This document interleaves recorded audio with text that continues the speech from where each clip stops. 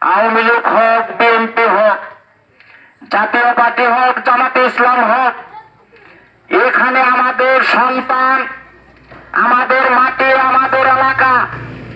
আমি যদি আইডেন্টি কার্ডের মধ্যে লেখা বাইটকামারি মৌজা, আপনাদের কিন্তু আইডেন্টি কার্ডের লেখা বাইটকামারি মৌজা। যদি আপনাদের পাশে আমি থাকতে পারি, তাহলে আমাদের এখানের যে জনগণ আছে, আমরা যত গুসাই করে রাগি করে আমাদের ইজ্জত হানি কেন করব? কেন লেগে এখানে মাইরা হয়ে গেল আমরা ছাড়লাম কেন? এটা কি সারা ঠিক হয়েছে? আমি পরিষ্কার ভাষা বলতে চাই, কি করলো বাদশা বাইরে মাইরা মুবারক ভাইয়ের মাথা বাঁধলো, আরো আর বায়াচারি অনেক লোকে মাইর খাইলো। খাওয়ার পরে নালিতাবাড়ি হসপিটালে আমি যখন খবর পাইলাম, তখন আমি গেলাম। বললো যে বাদশাকে নিয়ে ময়মনসিংহ গেছে, সিরিয়াস রোগী অবস্থা ভালো না। মনে করলাম অনেক লোক কানাকানি করলো, বাদশা মনেও বাঁচবে না। বাদশা ভাই পরে পরবর্তী টাইমে ওসি সাহেবের লোকে বিভিন্ন ভাবে কথা হলো।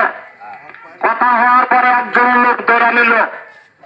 ভাইয়েরা আমার, বন্ধুরা আমার, পরিষ্কার ভাষা বলতে চাই, নালিতাবাড়ি ভারপ্রাপ্ত কর্মকর্তা ওসি সাহেব সে কি করে, আমরা 17 বছর নির্যাতনে ছিলাম, অনেক মামলা হয়েছে, অনেক জেল জুলুম নির্যাতন আমাদের উপরে গেছে।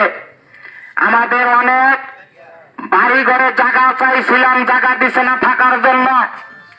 আমরা বন্ধে বসবাস করছি, বন্ধে মশারি টানায় থাকছি। এখন আমাদের সুদিন।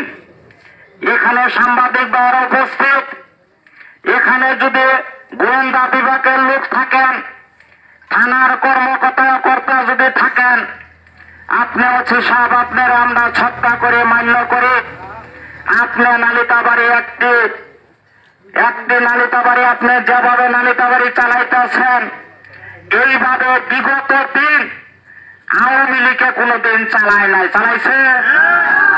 যেমন মামলা মুবারক রে, মামলা বাদশা বাইরে মামলা করলো, এফআইআর করলেন। যারা মায়ের এখানে দিয়ে পালায় গেল তাদের মামলা এফআইআর করেন। এটা